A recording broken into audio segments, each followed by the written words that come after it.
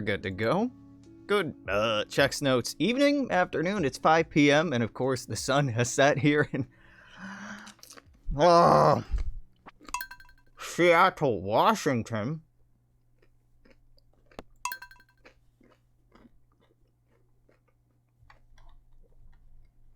I play a little Stardew Valley.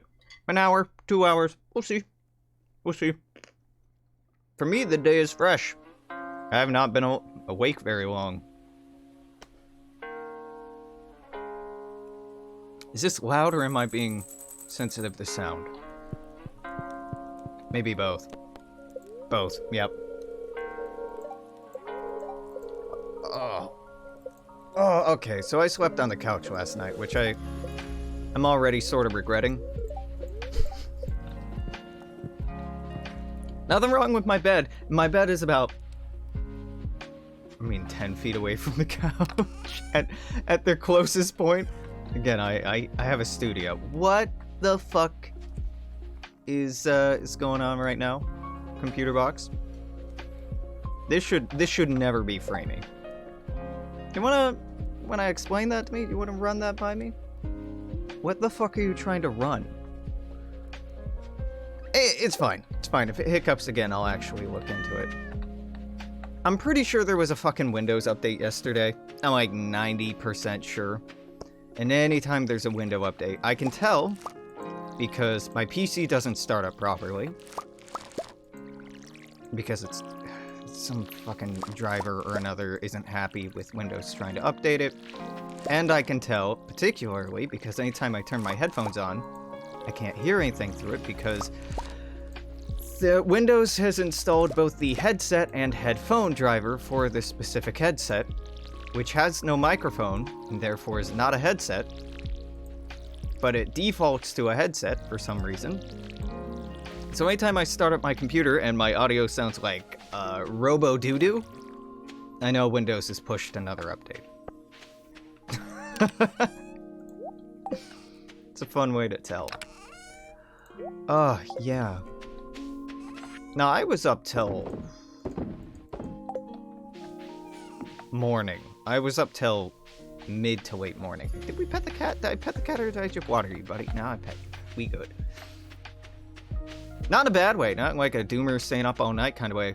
But like, I got off the computer and laid on the couch, which is 2 feet in front of me on the other side of the monitor. And busted out that smartphone, which should be charging right now, actually. Charging. There we go. And responded to a bunch of people. Actually sorted through my fucking dating apps. And I'm like, oh my god. There were people I've been ghosting since like 2019 on there. That made me feel... I'm like, yeah, this is something I know about myself that's problematic.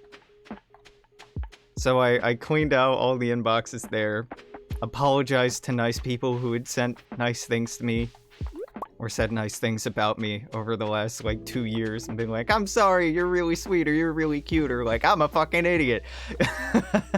As the case may be. And honestly, I wasn't expecting any replies, but like some people replied like fucking immediately. Which, dude, I get it. I too have had nights where I am down bad. I get it. So that was flattering. And you know what I did when they responded?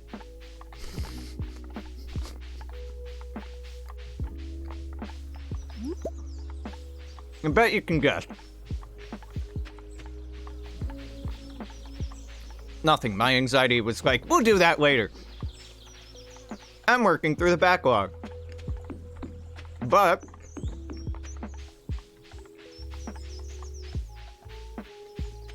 I made it through the backlog, unmatched with a bunch of people who either have changed over time or I've changed over time. Deleted some old message threads. I'm like, I don't really want to dredge this back up.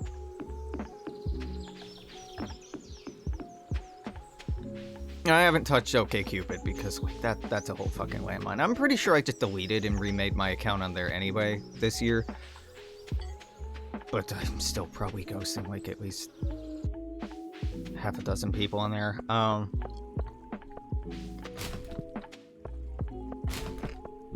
Yup.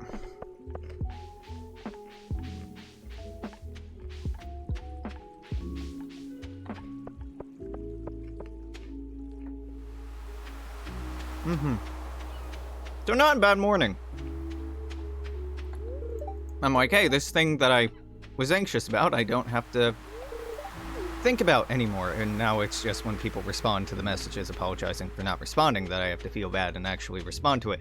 Which means today I should do that. And I'm actually looking forward to taking the time to do that. I finished all of Forged in Fire. If you're not aware, they just dropped a second season that was 37 fucking episodes long, each a TV episode cut, so like 40-ish minutes long on its own.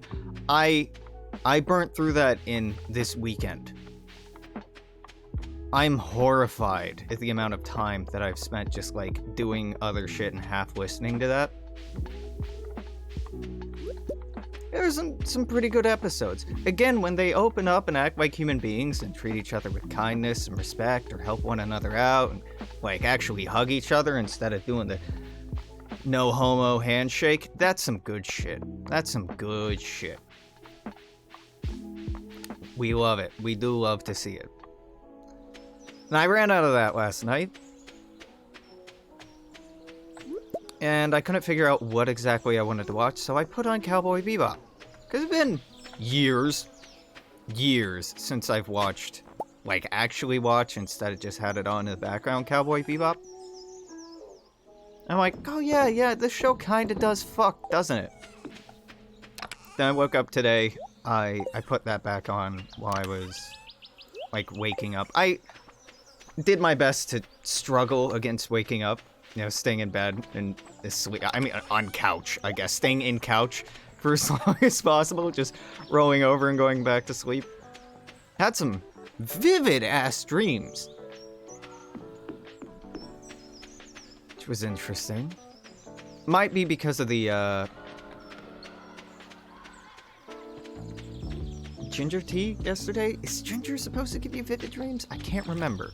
Was that valerian root? I think that's valerian root and not ginger, and I don't think I had valerian yesterday. Not to my knowledge. But, you know, watching it, I'm like, yeah, this show's pretty good, and being like, man, who is my favorite character in Cowboy Bebop? Pretty sure. Like, initially, I'm like, it's Jet. It's obviously Jet. And then Ed becomes a character again. I'm like, oh fuck, Ed, right. I got a lot of weird and conflicting feelings about Ed. I'm not sure.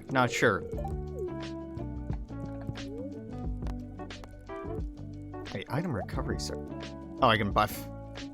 Well, nah, I'm sure I'll get further emeralds, or I can always come back and buy that. What do we get? Bats? What do I want to kill? Skeletons. Let's go. Oh, Duggies. You know what? Duggies are low level. Early on, we can farm a lot of those. Let's just start at the top and go down. I made it to like episode... or session 13 today? Just like straight up crying at it. I'm like, oh yeah, this is a lot better as an adult. This is a lot better as a human with, like, some life experience under their belt. This hits different. As a kid, I'm like, hell yeah. Space. And, you know, the music didn't do much for me as a kid, I'm gonna be honest with you. The space, fuck yeah, it's real cool. And now I'm like, yeah, I don't really give too much of a shit about Spike, but, like, the world is super interesting. And they're very good at making the characters make me feel things.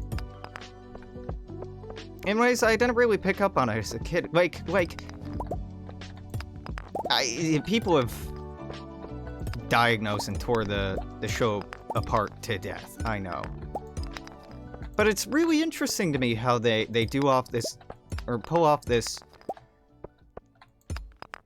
continuing trend of intentionally classing the cast. They succeed occasionally, but they don't really accumulate wealth. They're very good at what they do to an extent, but they're not really good at taking in people alive, which is not always the point of the state. The state sends out bounty hunters because it wants to inflict violence on them, and to, you know, extract state justice, whatever.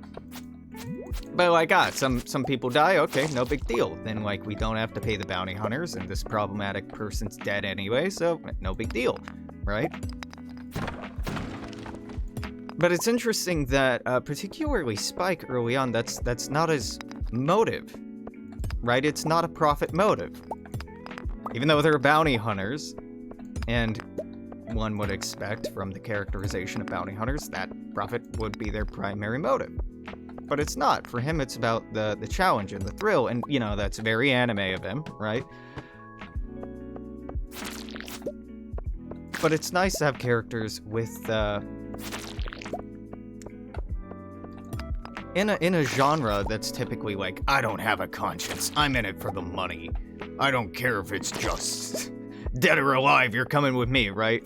But instead, it's like, not, you know, we doing this? We doing this? Okay, we're just doing this. I'll right click on this and then we'll just do nothing. Jesus Christ, that took a while. What the hell? Is my hard drive finally dying? It might be that. Fuck, I totally lost my train of thought.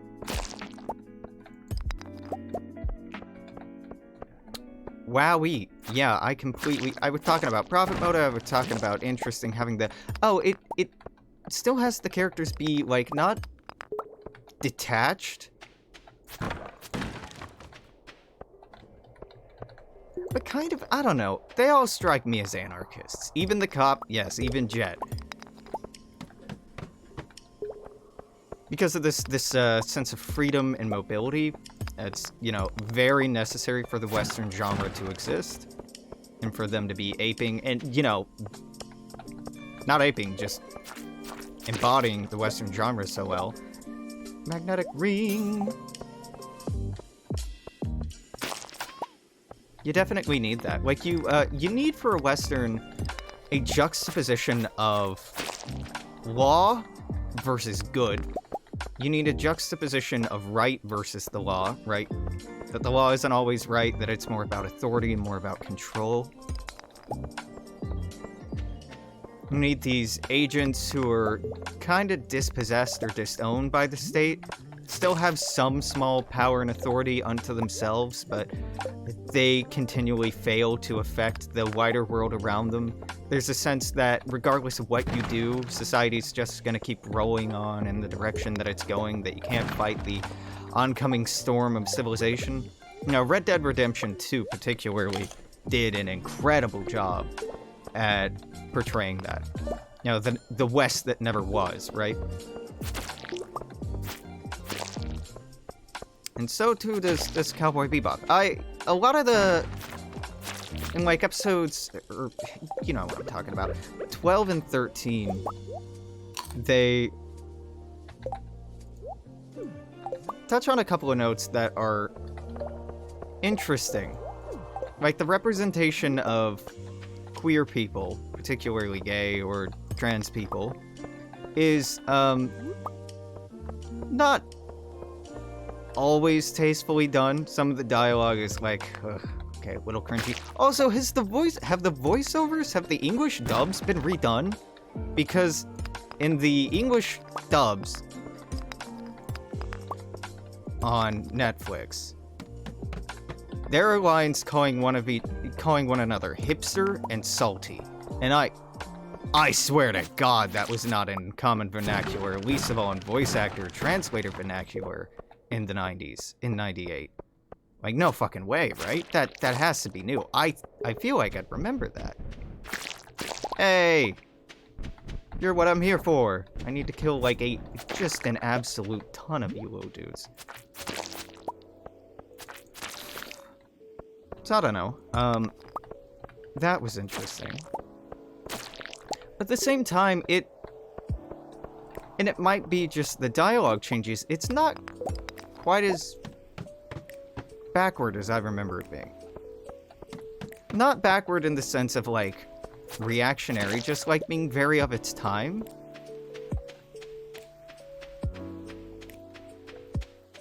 I don't know. There's something really hard to put my finger on there that feels new. Or different. You know, being older, I can definitely see the influences from other parts of the sci-fi genre, particularly, like, science fiction of the 1970s and 1980s, that I did not pick up on at all as a teenager watching it. Like, especially in the art and the way that you know, it's not cinematography because there's no camera, but the cinematography and the scene setting and everything is done. There's definitely some very interesting inspirations that seem to be at work. Oh god, it's midnight. I got fucking distracted by my own train of thought. Oh, well, that's good. Fair enough. We're gonna be late getting home, have low energy tomorrow, but we don't really need energy for what we're doing, and there's always a hot spring. So, no big loss. But yeah, it's a lot more cinematic than one might expect. Well, than I had remembered. Okay, honestly, I didn't like Cowboy Bebop as a kid. I didn't. I was 6 years old in '98. My first exposure to the show was on Adult Swim late at night when I was probably had fallen asleep in front of the TV and trying to sleep, and the loud as Armageddon fucking started playing, and it just pissed me off and woke me up. So I have a, like, even now I'm like, this is a banger, but I hate it because I have this association of being woken up and startled in the middle of the night by this. Yeah,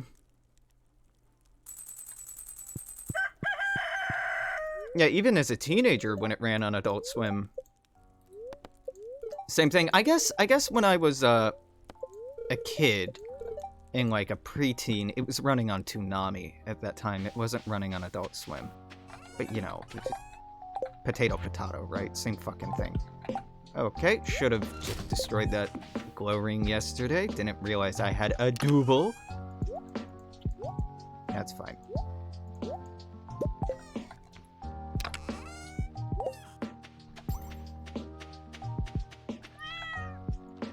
I don't know. I'm curious to... Okay, I'm superficially... This is the right way to put it. I'm superficially curious about the politics and the goals, artistically and narratively, that they had set out and that they were trying to portray, both in the art and the storytelling and the world building.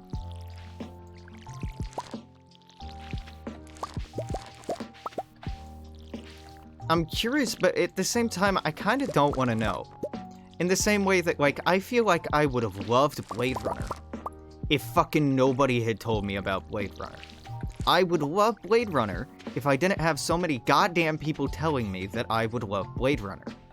All you motherfuckers being like, oh, it's so good. You ruined it. You ruined it for me. I hate it. Like, it's good, yeah. If I went in without expectations and took it on its own merit, I'd love it. But instead, it's so fucking overplayed and overhyped that there's no way it can live up to this artificial thing that the Vox Populi has created.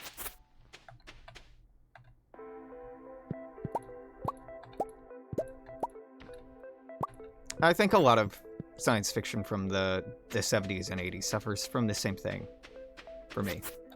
Just people talking about just how fucking good it is and how great it is, and then me watching it and feeling these expectations that have been loaded on. And if I'm not completely blown away by it, I'm just like, yeah, it was fine.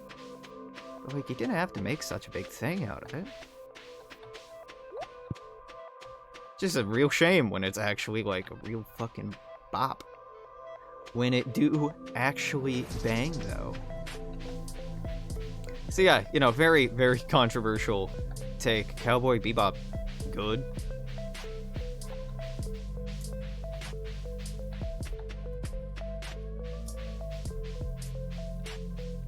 Yeah. Yeah, it's so interesting to look at.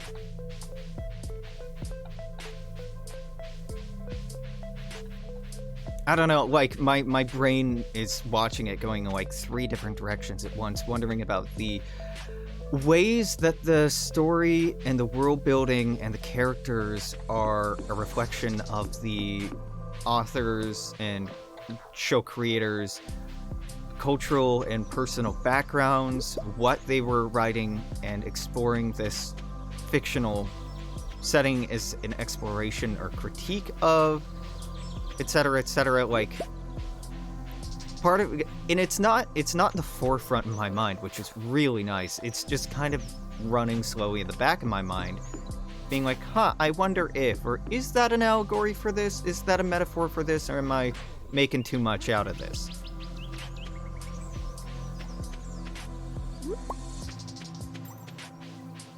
Like, there's a lot from... It's very easy to really like the aesthetic of a genre. And because you're so wrapped up in the way that it looks or feels or sounds or tastes or whatever, that you miss what it's actually about. Like, a lot of people who are super into System of a Down or Rage Against the Machine or whatever, and then kind of lost their shit when they're like, yeah, we're, like, actually leftist.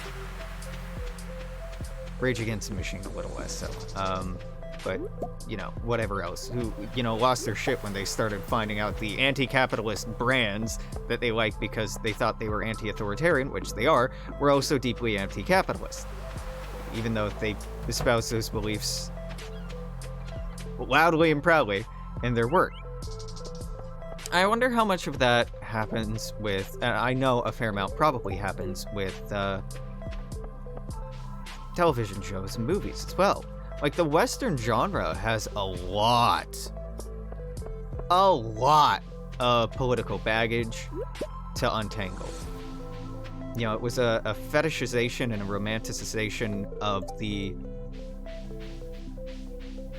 American imperialist conquest of the West, of great struggles of indigenous people just to survive in the face of this expansion. There's this ongoing narrative about, like, the good Lone Ranger against the lawlessness of the West, when that really wasn't a thing. The gunfight at the OK Corral, which was, like, really an outstanding incident and didn't happen all that often, of, you know, desperados, gunslingers,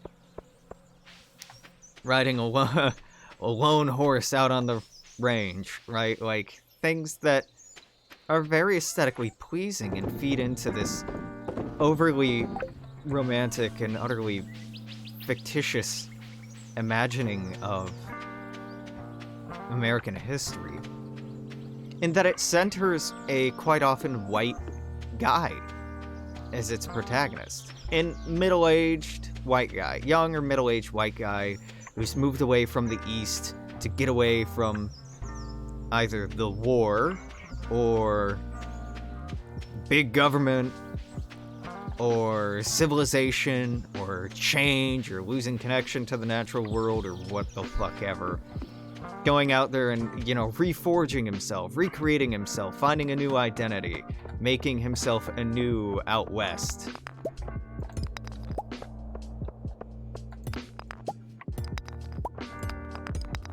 And I totally get the appeal. Like, part of why I used to feel so driven to travel, and why I still feel driven to travel occasionally, is this sense that you can go somewhere new and they have no idea who you've been, what you've gone through.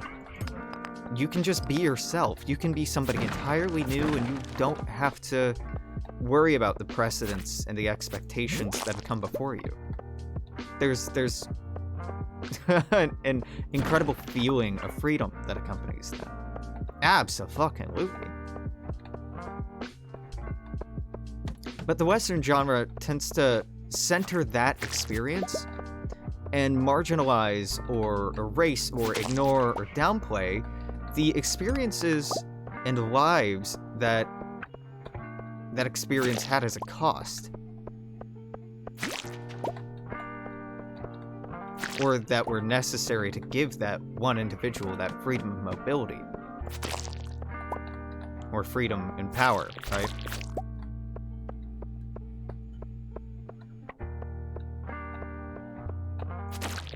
This idea that, like, one good lone actor, lone ranger can save the day.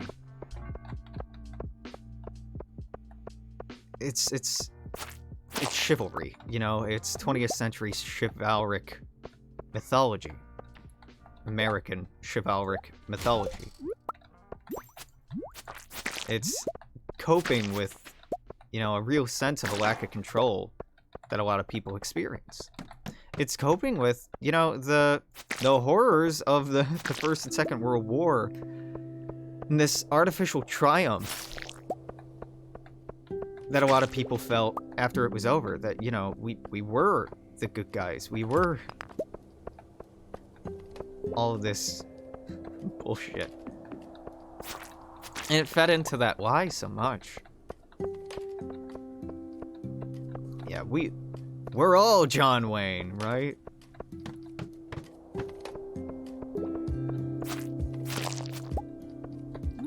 Like, maybe what the world needs isn't more bombing, but just some good average Joes who'll do the right thing and stand up to injustice.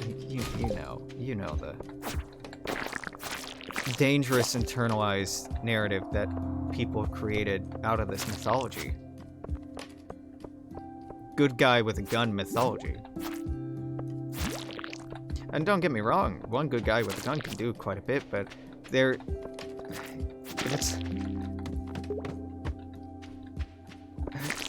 just this...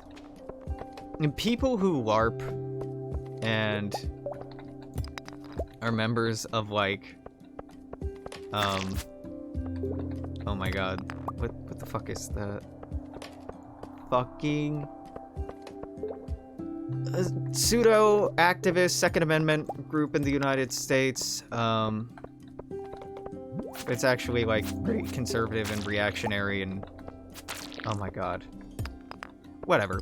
A bunch of conservative dudes out with guns talking about my freedom. They're LARPing. You know, they've never been in violent circumstances, or at least not very often, or not recently. Because people who have been through violence, people who've been through war, will, if it is not distorted and ruined their connection to the world, which it absolutely can, often decry the inhumanity of it, and want for nothing else that no one should ever have to experience the same thing ever again.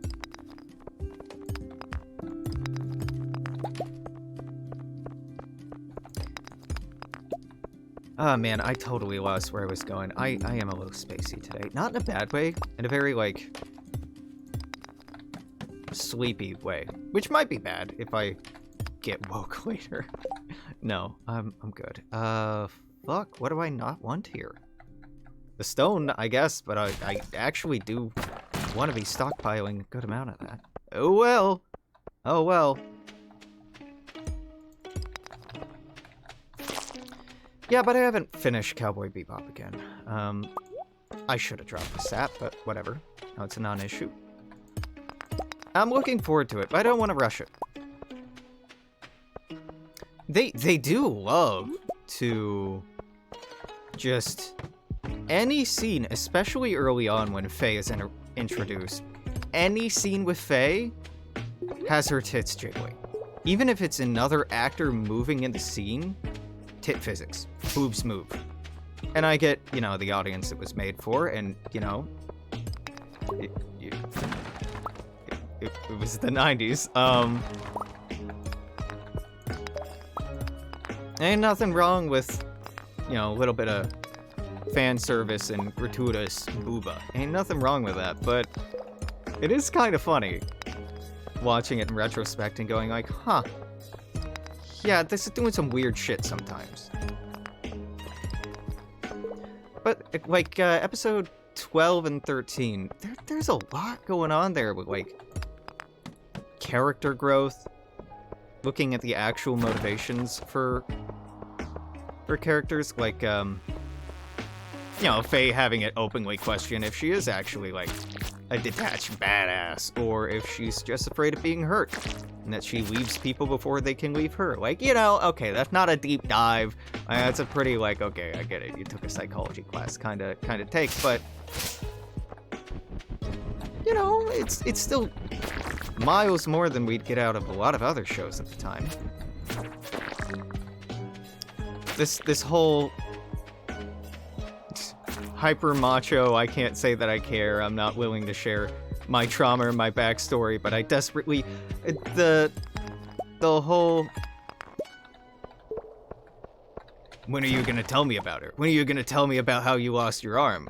Well, you gotta answer my question first thing, like, I get that they are expressing that I don't want to talk about it, just like you don't want to talk about your trauma, but they're also expressing that they care in, like, the most backhanded, I never said I loved you kind of way.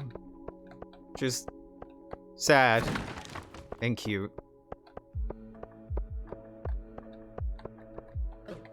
This constant back and forth of, like, oh, well, you can't come back on the ship without money, or don't come back at all, and then inevitably at the end of the episode, it's, like, totally okay to come back because he didn't mean it. He just was afraid for you, or was worried about you and didn't know how to express that in a way that you'd actually listen, so he tried threatening you instead, because he doesn't have— I did it again. You can tell I've been enjoying myself because I'm so caught up in that I'm not looking at this part of the screen at all.